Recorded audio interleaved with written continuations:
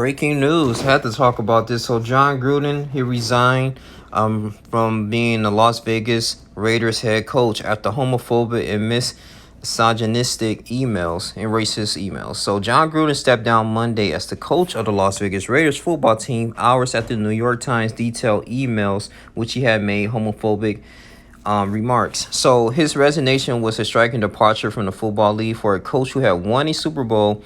Yep, he'd been an analyst on ESPN, the NFL in 2018, leading to the resurgent Raiders. Okay, signed $100 million contract for 10 years.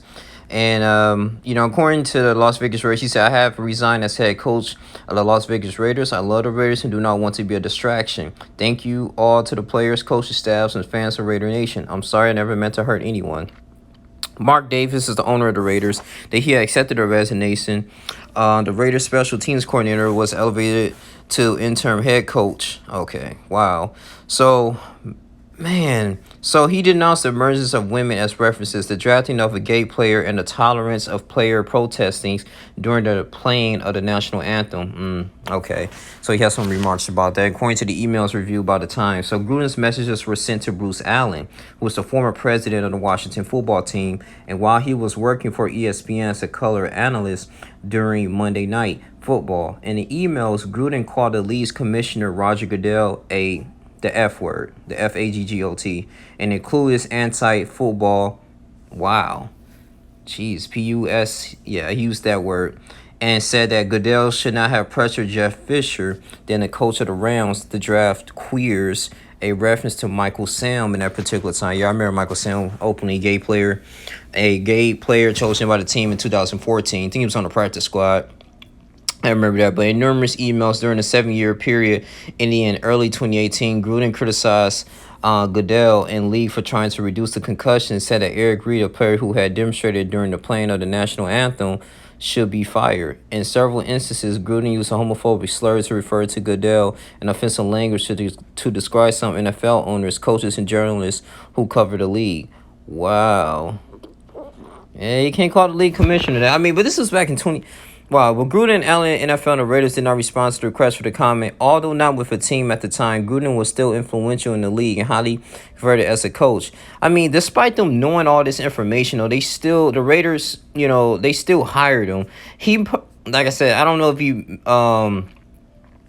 made somebody upset. They just leaked the emails, but all of a sudden, like, they just fired him. Like, don't get me wrong, I'm not a Raiders fan. I can care less about the Raiders. They're like our divisional rival, but this is kind of crazy. I was like, man, I didn't really expect this to happen, because when this was trending, I'm thinking like Jon Gruden said this recently, like yesterday, like, and they just bringing up stuff. He said in 2011 that I think he said like a player had talking about his lips, and I'm just like, man, this is kind of crazy. Some of the emails between Gruden and Allen also included businessman friends, Ed Dorsey, the co-founder of the Hooters, Jim McVay, an executive who has run the Outback Bowl annually held in Tampa, Florida, and Nick Reeder, the founder of PDQ Restaurants and Tampa-based fried chicken franchise. The exchanges began as early in 2010 while Gruden was in analysis.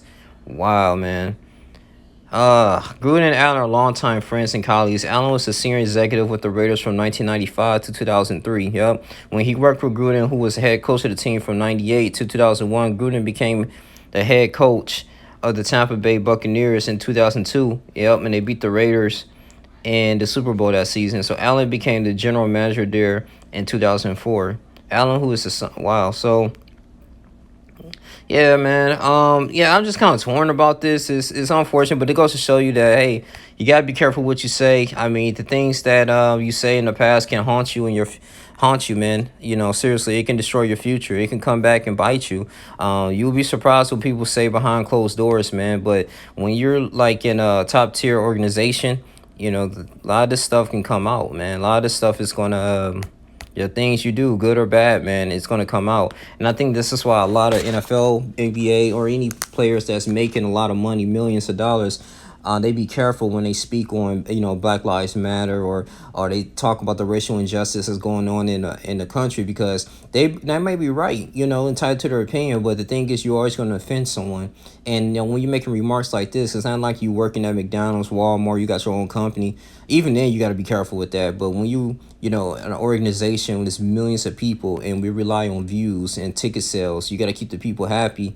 you know, people looking at reading your old tweets and stuff, emails, they can like, wait a minute, why is this guy still, you know, have a job? That ain't fair. So it's just, you know, it's pretty much holding these people accountable. I didn't know he disrespected Roger Goodell back then like that, but I mean, I guess they let it slide because they allowed this man to sign $100 million contract, 10 years in 2018 for the Las Vegas Raiders. But it is what it is, though. But that's crazy. So I mean, I won't mind Raiders fans commenting on this. I want to see what y'all thoughts on this, but I just thought that was pretty crazy. But yeah, y'all like, comment, subscribe.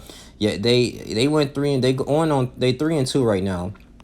They, you know, this was projected to go, you know, to the playoffs. I remember last year they was doing really well. Then, you know, they end up losing a lot of close games. I remember that one game in Miami with Tua. You know, they beat them and they unfortunately, you know, was eliminating the playoff hunt. But this year they was 3-0, and you know they went against the Chargers. We beat them, and then they lost another game to the Chicago Bears. But this is tough, man. In the middle of the season, I know this is very frustrating as Raiders because now you know you got an intern head coach. You don't know how he's going to play for or what he's going to do. But has Jon Gruden lost respect from his players? You know, based on his past and stuff. I mean, it seemed like they were playing hard for him, but gosh, man, you know, not thinking he was turning the Raiders organization around because I was looking like Derek Carr is playing out his mind.